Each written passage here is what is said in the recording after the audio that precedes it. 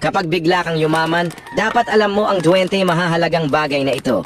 Number 1, huwag magsabi kahit kanino, kahit sa parents, kamag-anak o kaibigan. Number 2, hatiin ang pera sa iba't ibang bangko at assets. Huwag ilagay lahat sa iisang lugar. Number 3, maglaan ng emergency fund na hindi gagalawin kahit kailan. Number 4, ayusin agad ang legal papers, will, beneficiaries at insurance. Number 5, huwag mag-post ng lifestyle upgrades sa social media. Number 6, mag-invest muna sa kaalaman bago sa negosyo o investments. Number 7, mag-ingat sa biglang nangangailangan, kadalasang dumarami sila. Number 8, magtakda ng malinaw na limit sa pagtulong para hindi maubos ang yaman. Number 9, huwag makipagsosyo sa negosyo ng kaibigan, kamag-anak o kaklase.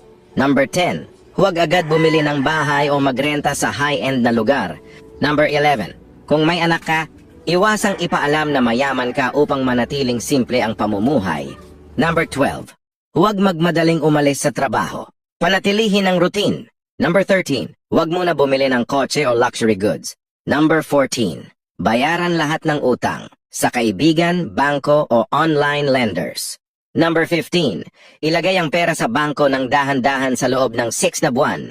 Number 16, maging maingat sa personal data at iwasan ang sobrang pagbabahagi. Number 17, panatilihin ang simpleng daily routine. Number 18, iwasan ang biglaang pagbabago ng lifestyle na makakaakit ng pansin. Number 19, kumilos na parang walang nagbago sa'yo. Number 20, tandaan, hindi lahat ng humihingi ay dapat pagbigyan. Kapalala, ang tunay na yaman ay hindi ipinapakita, pinoprotektahan. Mas tahimik ang galaw, mas tumatagal ang biyaya.